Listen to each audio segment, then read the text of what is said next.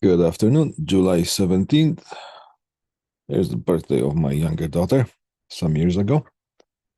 Um, so happy birthday, daughter. All right. Mm, okay. ELEC 1013, 2025.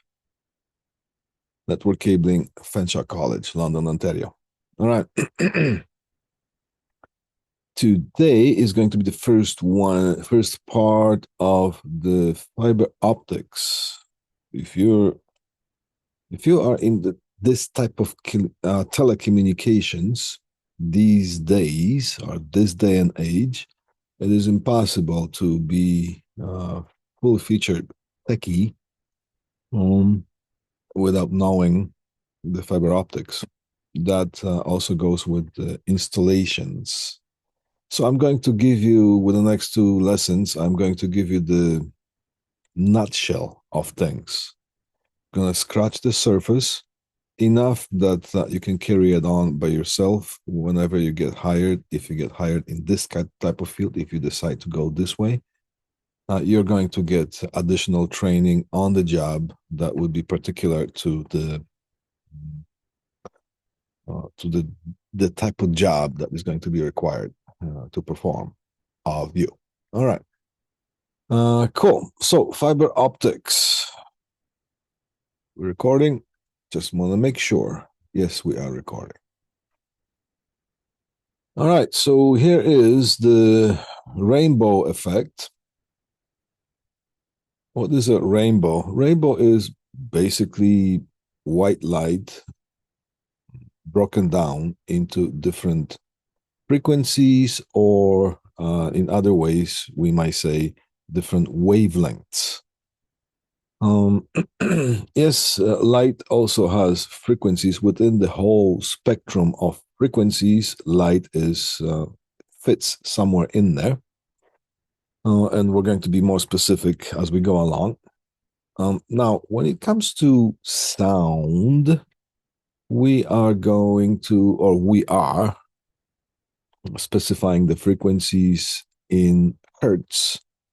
And we, of course, as humans, we receive the sound waves with our ears. All right.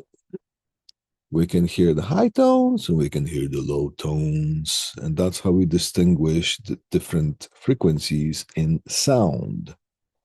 The human hearing range is somewhere along the 20 hertz in the lower limit towards the 20 kilohertz in upper limit. We're also going to talk about light because the light is, well, a phenomenon that is made out of particles, and and it's arranged in waves. So there are particles and they are waving at us. Okay. um, and we, of course, receive those frequencies. We're able to receive those frequencies with our eyes. Right? Now, white light, uh, in our understanding, it's the sunlight, and it contains all the frequencies of the visible light. Visible, I mean, by saying that and not saying anything else with it, I mean visible to us humans. Of course, we are not the only creatures on this planet that can receive light. We can sense light. There are animals, also that will, I think, but the animals can see things a little bit different than us. Okay. Now, rainbow is the broken down white light within the visible human range. So over here we have laser thing. Over here we have two. We are in the blue range and the purple range, or the violet, rather. Now that's the visible range of human visibility, visible to us humans, light. We can see towards the higher frequencies in violet colors. Now, all the way through different colors of the rainbow down to red, and these are the lower frequencies. There are light frequencies beyond the red, and there are light frequencies that are also considered to be light beyond the violet range. Those ranges we are not able to see as humans. So above the violet, we have ultraviolet light, and below the red zone, we have something that's called the infrared zone, infrared frequencies, and that's also considered to be light, except we humans are not able to see that. It just so happens that while we specify the frequencies or the different zones of different ranges of frequencies in brackets, when it comes to sound, we specify those in hertz. When it comes to light, we could specify those in frequencies in hertz, and that would be like towards terahertz. However, it just so happened in the scientific world that for some reason they, whoever they are, have decided that we're going to specify those different regions in wavelengths. Well, wavelengths, frequencies, they can describe the same thing, except from a different angle. So wavelength, the longer the wavelength, the lower the frequency is, the shorter the wavelength, the higher the frequencies. So over here, towards the violet, we're going to have shorter wavelengths, and towards the red and all the way through, those wavelengths are going to increase. The waves are going to get longer as the waves period, time of repetition. Now, just as interesting point, how is it that we can see the rainbow? First of all, in order to see the rainbow, there has to be rain. Okay, so we have to have rain. We have to have rain going on. All right, that's the rain. Okay, and there has to be sunshine. You have to see the sun. And if you're standing,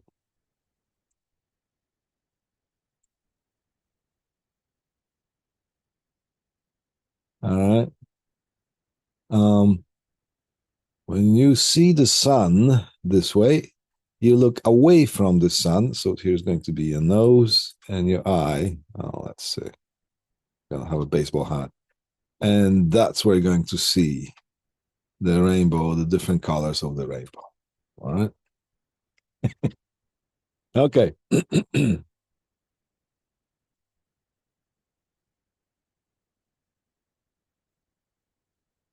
This is something that's called a prism. Some of the famous classic rock bands have accepted that as part of their logo.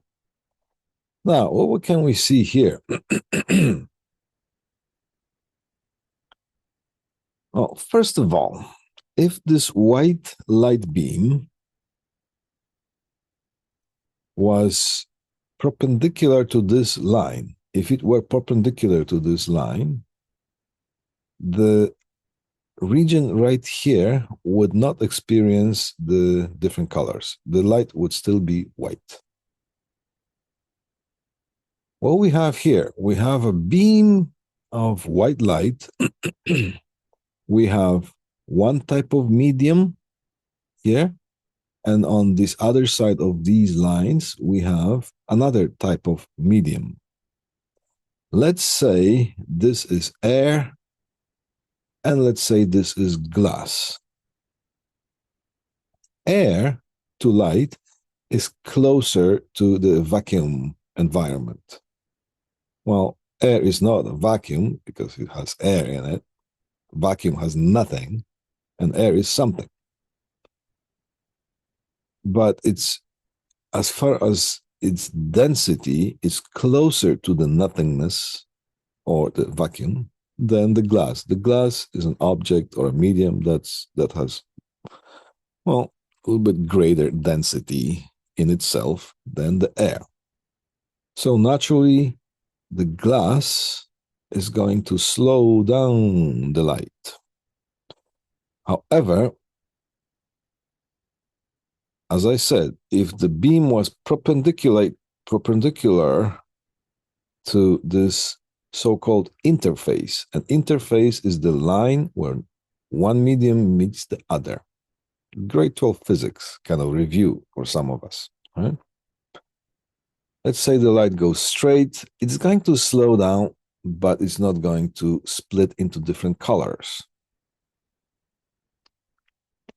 The fun begins when we apply an angle of incidence. So we don't have a straight line going here. We have the line going under an angle. Then what happens as the light enters, as the light enters the other medium, we can observe a phenomenon that is called refraction, not reflection, refraction. That also depends on the angle and the two mediums, because straight, you're just going to get true penetration, and the light is going to go through. It's going to penetrate the light is going to penetrate the interface straight through. It is going to slow down here, and as it exits, it's going to pick up the speed again, as it was before. If we start changing the angle from, well, perpendicular, which would be perpendicular to the zero, perpendicular to the interface, that line, imagine there's a line perpendicular to interface. It is called well, for our purpose, we're going to call it the normal. And the normal is a noun in this case, not an adjective. It is the normal, the normal. So if the angle of the light is parallel to the normal, then the angle between that light beam and the normal is zero. Now, when we start deviating with the angle, then we're going to build up some angle between the light beam and the normal. And at certain angles, the light is going to penetrate the interface and enter the other medium.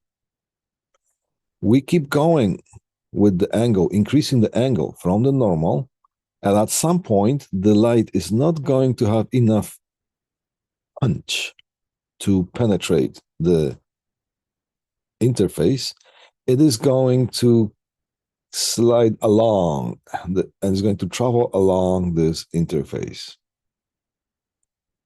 That angle, when the light doesn't go in and it doesn't reflect, it just sticks to the interface, that is called the critical angle. If the angle of insertion here is greater than that critical, we keep going, then the light is going to not refract. It is going to bounce off, and we call it that is going to reflect. Okay? So we have the normal, we have the refraction. When refraction happens, the light penetrates to the other medium. It just changes the angle. You see, if it were straight beam, the light would go that way, but it doesn't. It just changes the angle of traveling. And then we have the critical angle when the light travels along the interface. And then we have reflection that happens if the angle of insertion here is greater than the critical angle. And the angle is between the normal and the light beam. Another thing that I would like you to pay attention to is that you can see that the different colors or the different wavelengths, and by the way, we specify the wavelengths in nanometers. You could see that some of the frequencies, you see here, some of the wavelengths are shorter, which this would be the higher frequencies of the light. And some of the wavelengths are longer, the red ones, that they would be the lower frequencies than the higher ones, right? Lower are lower than the higher, right? Now, can you just take a look at this and tell me which colors are being affected more as far as the direction of traveling? Well, among other things. So, which colors are affected more during this process, and which colors are affected less while penetrating the interface? Anybody got an idea? You can pipe in on voice if you want, or you can just type in the chat line. I'll give you a few seconds. See if we have any brave ones that dare to speak. The red, okay, Riley says the red. So what about the red? Are they being affected more or less as far as changing the direction of travel? Less. Very, very good. Okay. Yeah, because the red wavelengths are changing the direction a little bit, but the violet ones are changing the direction quite a bit more than the red ones. Okay. So when we are pushing the light through the glass, for example, we could see that the glass affects or changes or has least effect, lesser effect, while we are talking about the longer wavelengths towards the red region. Okay, so since the glass is affecting the red light less, then maybe it's distracting it less. Maybe it's attenuating it less than the violet or somewhere in the middle. And it does. That's why when we choose the communication where the signals are being sent through the glass tubes, which are the fiber optic strands, then of course we're going to choose the frequencies or wavelengths that are being affected less. Because if they are being affected less, maybe they can travel further. Maybe they can stay strong further. And that's exactly the case. We are choosing the red region as far as sending the light messages through glass. We are choosing the red region. In fact, we are choosing the region that is a little bit beyond red.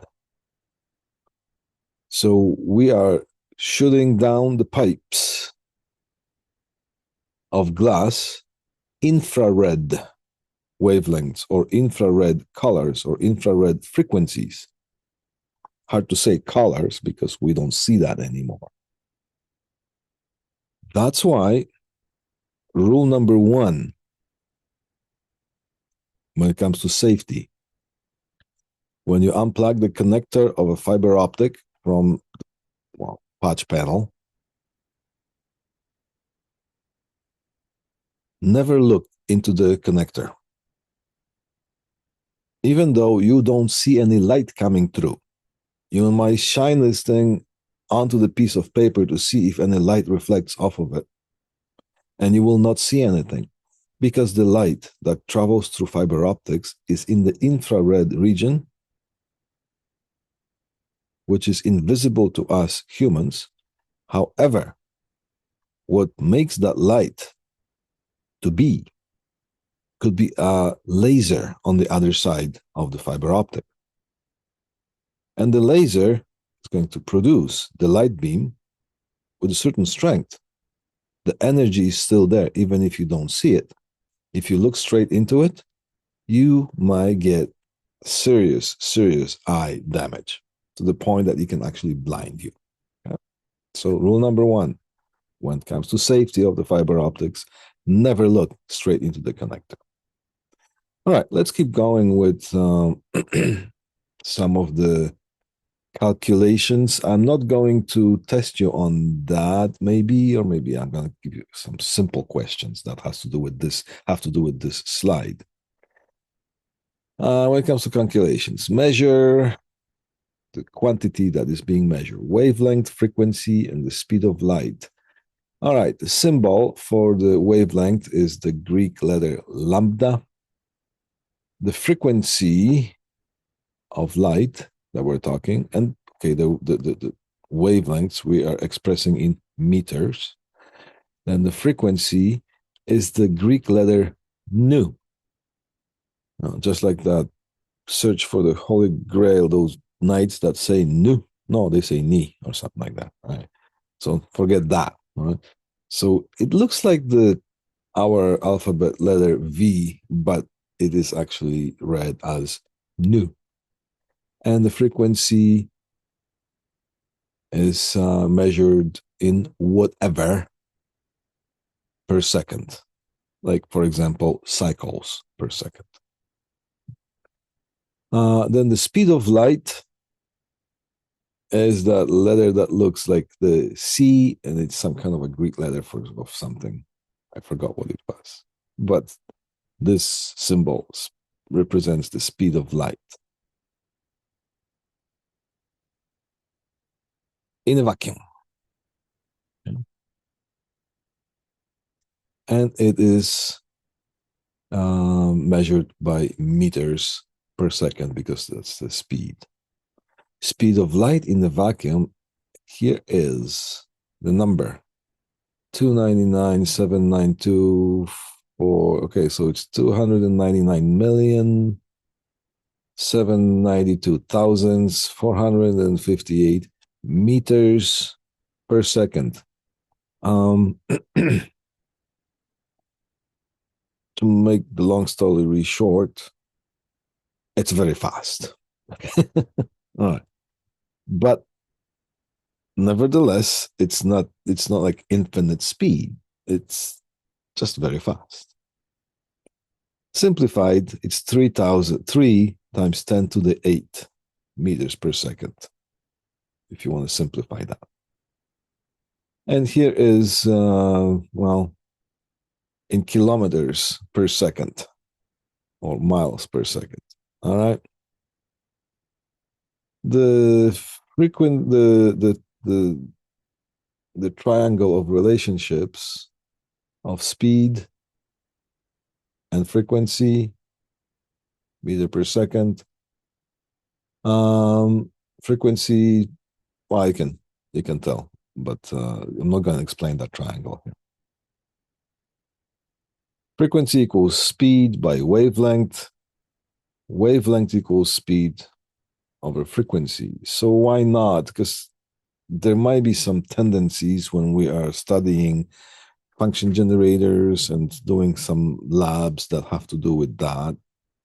We would just measure the frequency of 1 over the period, but we're dealing with the moving wave, not the stationary vibration. So that's why we're going to have that type of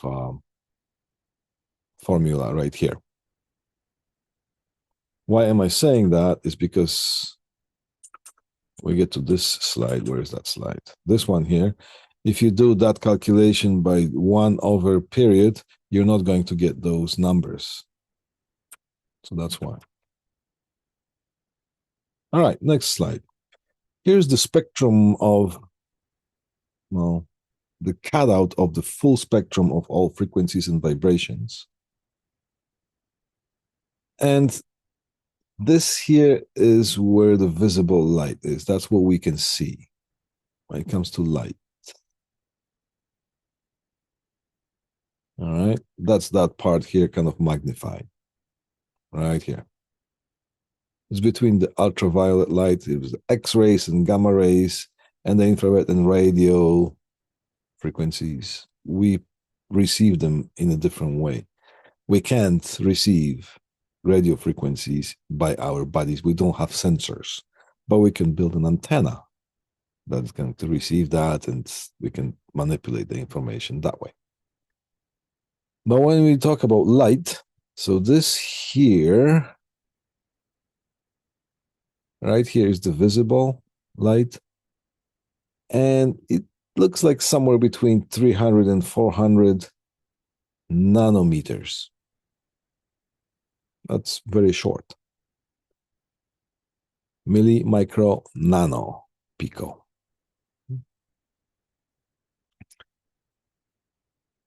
That's where we can see the light from here to about here, roughly 800 nanometers.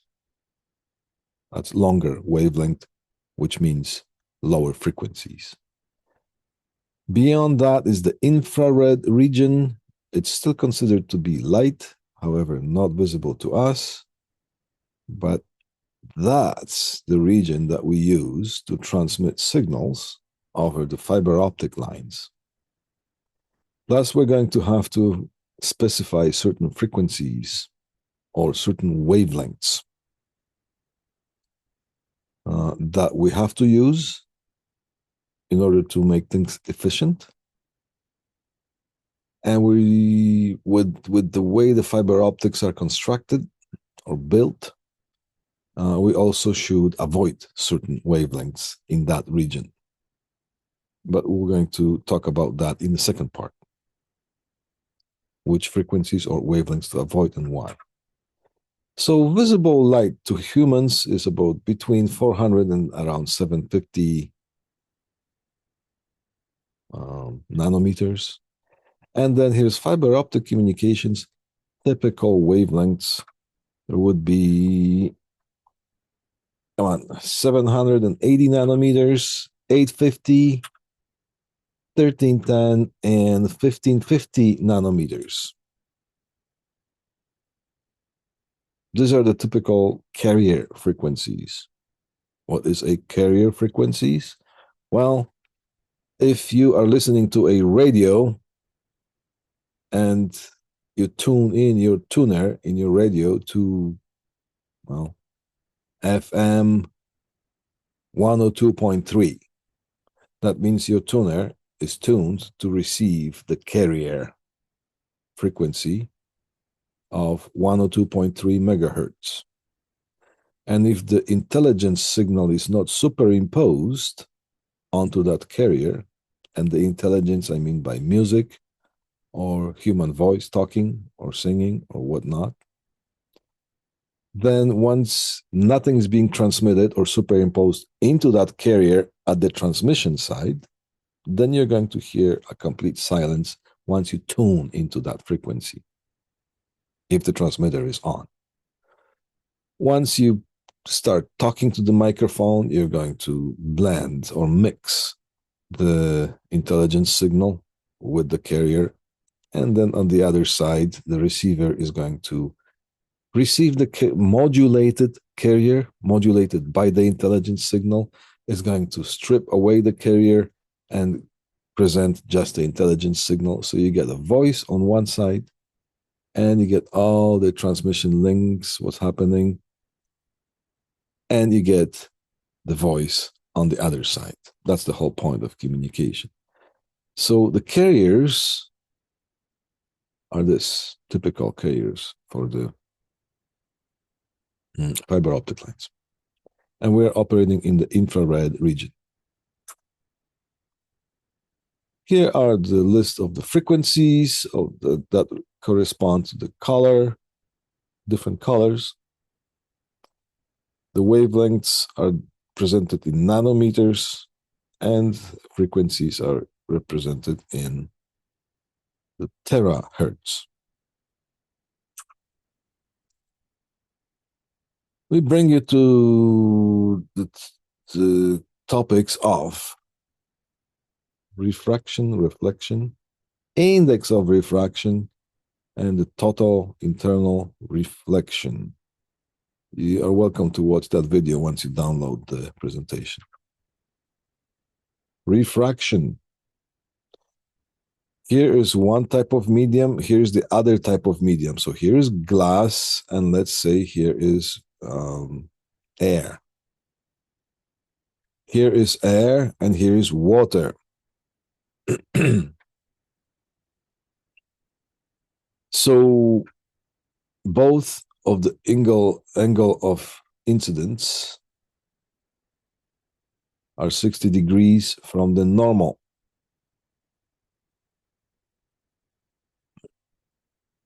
And you can see that the light is going to refract in a different way while passing through the other mediums, so different mediums. That means that these two different mediums, while refracting the light differently, they have something that is called the index of refraction, and those indexes are different from each other based on the densities of those two mediums. Here is what I was talking to you before. Here is the interface. There's here's medium number one that has different index of refraction. And the index of refraction, we are talking about, we're representing that with the letter N. And here is another medium, water, that has a different index of refraction.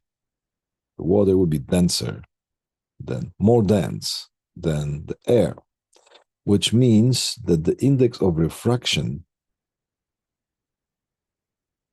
of water is greater than index of refraction or refractive index of the air, right here. Here is the interface, which joins the two mediums, air and water, and perpendicularly drawn to that is the normal line.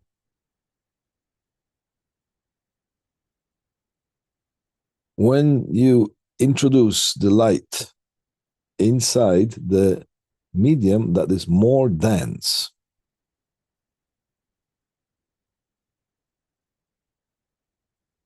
you can have different angles of incidence, and based on that angle, the light is either going to reflect, and when we have the critical angle from the normal, here, see that? The light is going to travel along the interface. And when we keep increasing the angle here, from the normal, or decreasing it from the normal, see that? Look at this angle here. Here's the normal, here's the light source. Then the light is going to penetrate the interface, and instead of reflecting, it is going to puncture through and refract.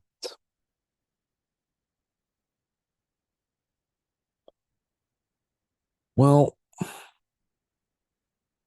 this medium is more dense, more impure, slows down the light more, Greater index of refraction materials slow down the light more. And over here, we have a medium that is more pure, and it's slowing down the light less. Now imagine this scenario here.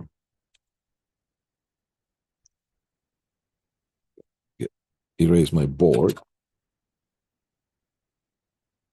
Let's say you have a fiber optic line. Here is the core in which the light is going to travel. That core is coated or cladded with something that's called a cladding. What do we want to accomplish? We'll change the colors. What do we want to accomplish? We want to insert the light here, and we want to receive the light on the other end. Well, how can we do that? Well, by the object of this game is to keep that light inside that core, because if it penetrates into the cladding, it's going to escape the core. We're going to lose the signal. So if we have an LED transmitting the light, we got to make sure that the angle of incidence is no greater than the maximum allowable angle.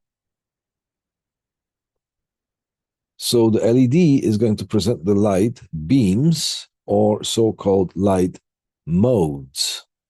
Light beam is a light mode, is a light beam. So the angle of insertion here is no greater than maximum allowable angle, so the light doesn't refract. It just stays reflected, keeps reflecting off the interface, and some of the different angles are going to travel that way. Some of it are going to travel this way. And there's going to be one that is going to travel more towards a straight line. Those beams are called modes. How many modes does the LED produce? Well, we just have drawn few of those, but in reality, it's infinite number of modes that are being inserted into the core. So if we look at this picture here, here is water, which is more impure than the air is less impure. The air is more pure. This water is less pure as far as density of particles and whatnot. The light travels slower in water than in the air. But because of that, when we interface these two, we're going to create something like a mirror effect that is going to reflect the light. So when it comes to the core and the cladding, you could be sort of naturally deceived that you want the core to be more pure glass than the cladding. It is actually the other way. The core is, well, both of the core and the cladding are made out of highly pure glass. Extremely pure glass. Although, in order to produce the core, the glass is doped with slight, extremely tiny bit of impurities, so the light slows down a little bit in the core. And if it's cladded with the cladding, that is going to create the mirror effect in which the light is going to keep reflecting off the walls. And that is going to give us something that enables us to communicate, to have the communication with fiber optics even possible. We want to accomplish the total internal reflection within the core. So the total internal reflection makes the light travel, makes it possible for the light to travel as we want it to through the core without escaping. Now, that brings me to something else here, because when you, let's get a different color.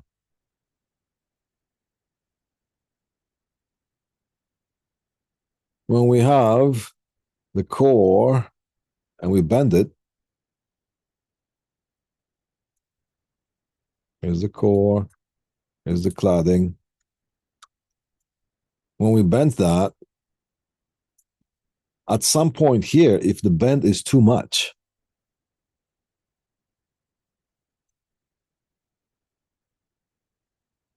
so the light can be inserted here, travel, and then if the bend is too much here, the light can actually escape.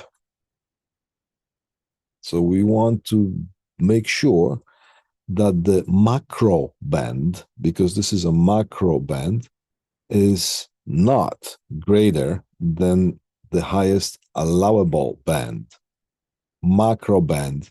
We have to have macro bands because we are running the lines around the walls.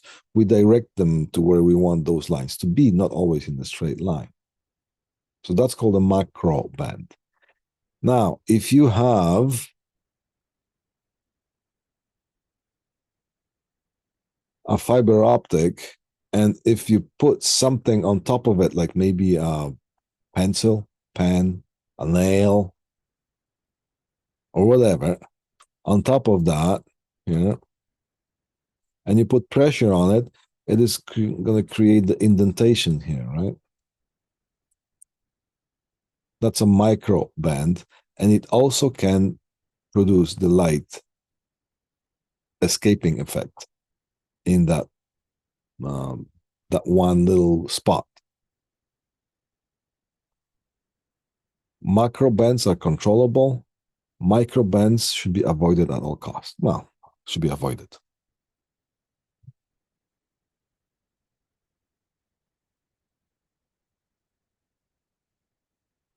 Here's the calculation of how we calculate the index of refraction.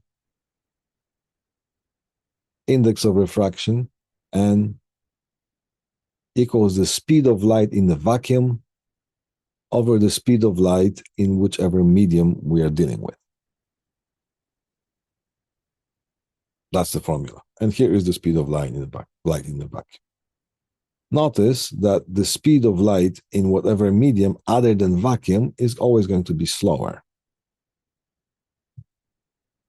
So this number is going to be less.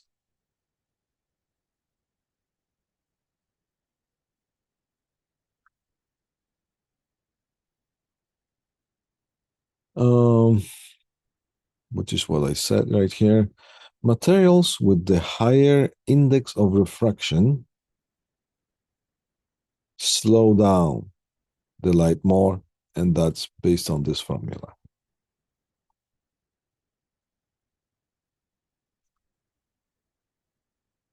Now, here's the index of refraction, and here are some example materials or mediums.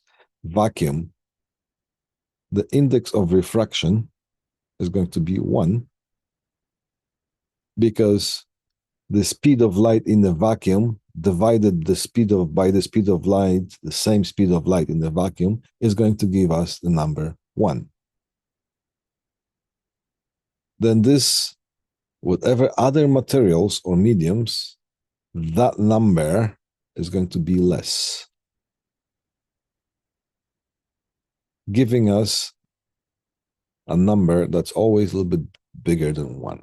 So the index of refraction for the air is this one here, 1.000277. Water, ice, glass, about 1.5, diamond. These are just few examples. Materials with higher index of refraction slow down the light more. Okay.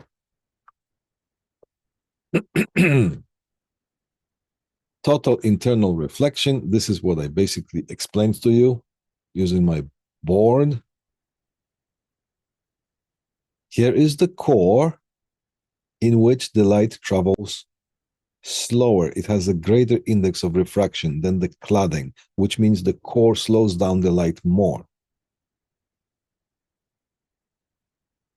But by doing that, we're creating a mirror effect. And the modes, which is infinite number of modes, because it's light, infinite number of angles here. Although we just draw a few of those just to show the picture. These are the modes. When we have that wide core that you could have different angles presented to the core with the light beams, it has more than one mode, more than one beam traveling in there. That's why we call this thing multi-mode fiber.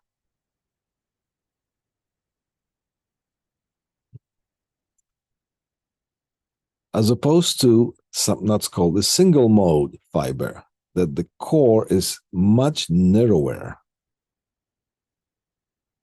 They will be in the multi-mode. We only allow one beam to pass through. So there's no reflections. There are no reflections here. And we call that a single mode fiber. Typically, in the single mode fiber that's being produced right now is about 9 microns, or stands for 9 micrometers. Micrometers, microns, same thing. So it's just like if you divide a meter into a million and then multiply that 1 millionth by 9 times, that's going to give you the size of the core for a single mode. Typically, the currently produced size of diameter of the multimode fiber is about 50 microns, 50. The source for single mode is a high precision laser. The source for the multimode usually is also high precision, whatever that means, LED. The diameter of the cladding in both cases is 125 microns. Here's another visual of what I just said to you. Some of the older fiber optics will have, instead of 50 microns, we will have 62.5 microns, but that's the older ones. This is typically 9. It can go, as far as the single mode, it can go as low as 5, but usually is 9 micrometers. And of course, the cladding 125. When we do our fusion splicing lab, we strip the fiber optic strand down to the cladding. We never strip to the core. Multi-mode versus single mode. Now it's 1:50 now, so if you have to go. I'm going to keep going, and you can catch the end of it once I post it. OM1, OM2, OM3. And then there'll be SM. So OM stands for optical multimode fiber. It's one of the first ones that was developed. Later on, sometime went along, the technology has improved. The engineers have developed another improved fiber optic line, and they called it OM2, optical multimode 2. Same thing with OM3, OM4. Use the same logic. And then single mode SM, sorry, optical OS. Sorry, not SM, OS. Optical single mode would be 9 microns by 125. So this is the core, this is the cladding. This is the core, this is the cladding, this is the core, this is the cladding. So the older versions were 62.5. You can still buy equipment and maybe some fiber that is 62.5 because fiber optics do not corrode. Some of the installations of the fiber optics lines that were made in 1970s, they're still just fine. But sometimes you need to service the equipment, change the head end or something like that. Then you have to get the equipment that fits the sizes that were installed. Yes, you can still get 62.5 by 125 fiber, but not really off the shelf. You have to be special order. In any distributor that sells fiber, you walk in, you get this 50 microns off the shelf pretty much.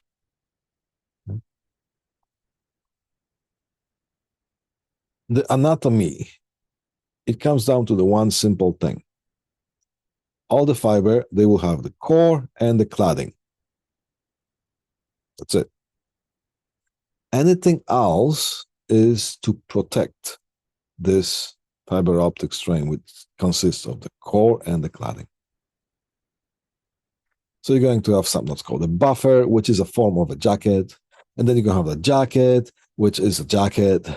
And then whatever else protective layers you will need depending on the type of use that this thing is going to be that will be subjected to. So if you run the fiber optic on the bottom of the ocean to join maybe America and Europe, then the protective layers are going to be different than if you want to make just a patch cord to plug in the LAN room, one type of connection to another connector, then you will have different type of layers. But always, the bread and butter of this thing is the core and the cladding. Everything else is a protection.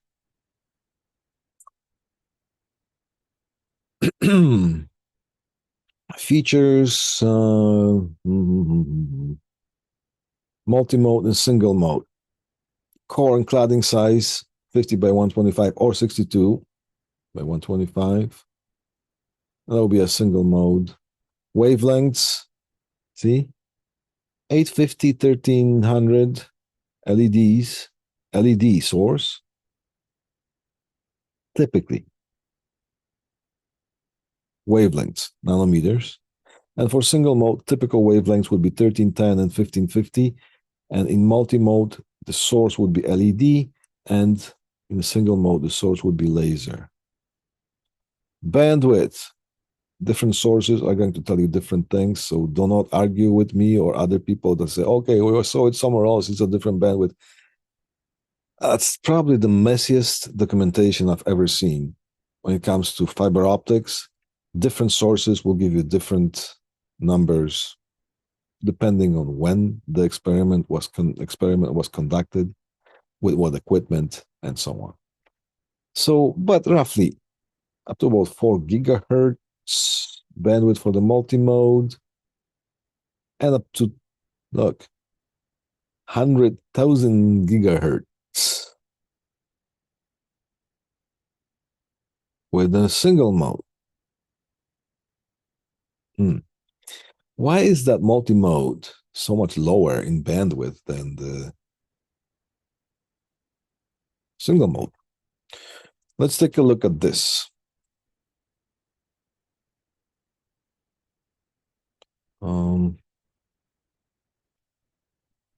Going to erase my board.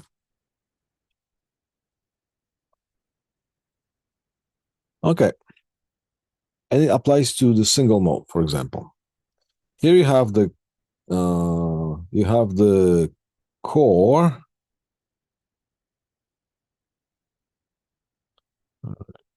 and it is surrounded by the cladding.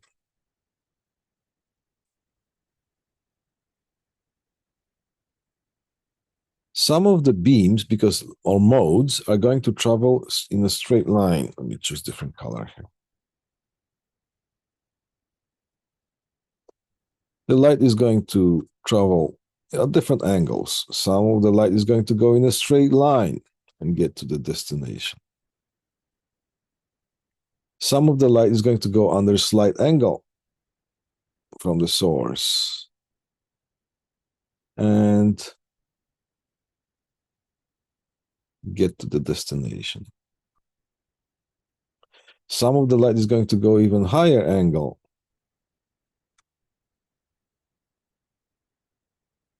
and get to the destination. Notice that the light that travels in the straight line gets to the destination the quickest. When you have different angles, depending on the magnitude of the angle, some of the light beams or modes are going to get to the destinations a little bit later, and some of them quite a bit later, which creates something that's called dispersion. If you have a pulse on one end at the entrance, nice sharp-edged pulse. Because of that dispersion, on the other, let's say this was the copy of the original pulse.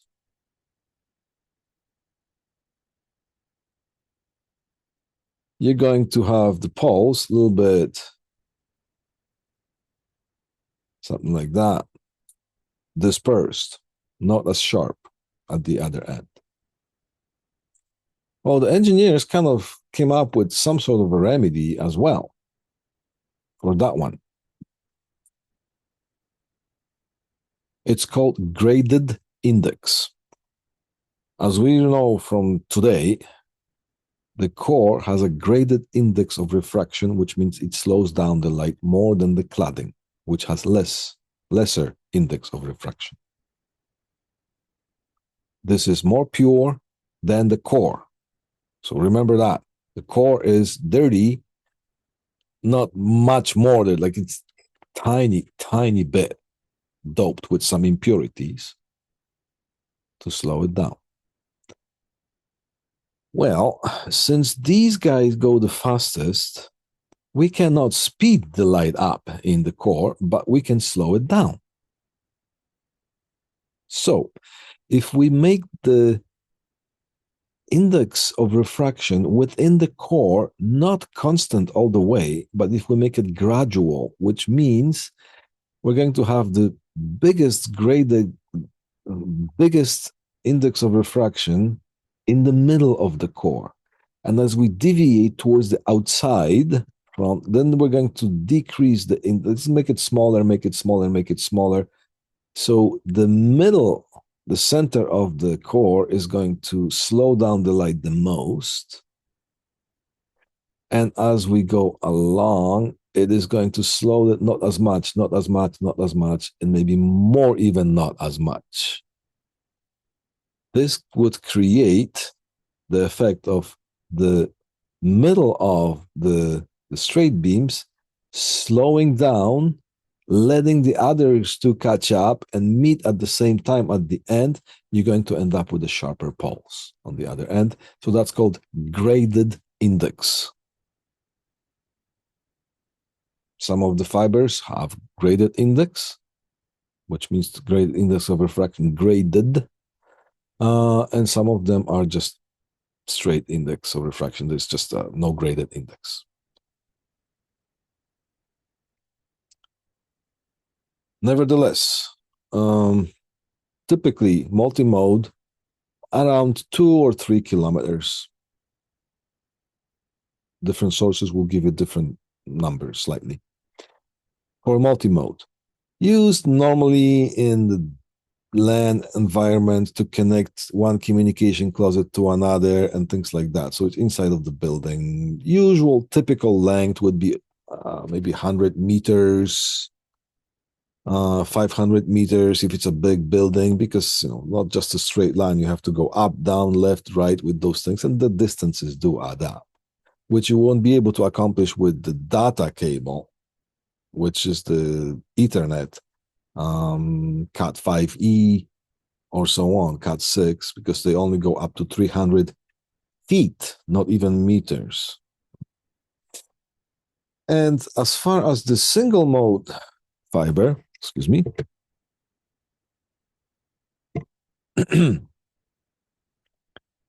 it goes typically over 2 kilometers. That's an understatement, because it can go about 100 kilometers without the need of re-amplifying the light. Yes, I said 100. Yeah. Benefits, well, multi-mode, less immune to contamination, whatever that means. Less expensive, lower cost sources. So less expensive to produce the cable, lower cost light sources. Connectors cheaper, everything cheaper.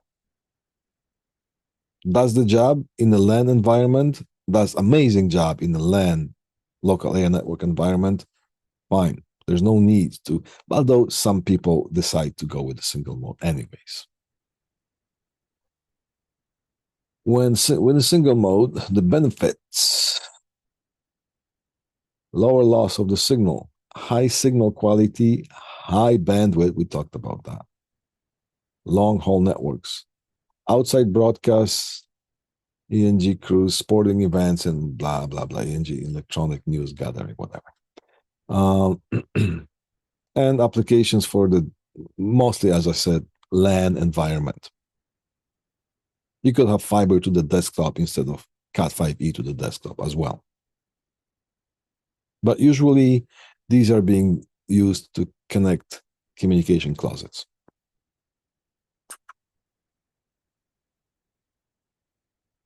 And that's it for today.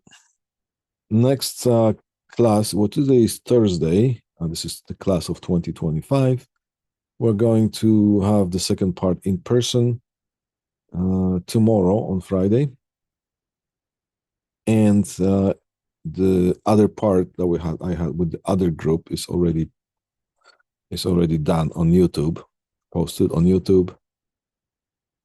It's still being processed. So you're going to have 2 of those on YouTube, one online, one in person. Okay, so whoever I'm going to see tomorrow, I'll see you tomorrow, and whoever I'm going to see next week, I'll see you next week. Thank you, and goodbye.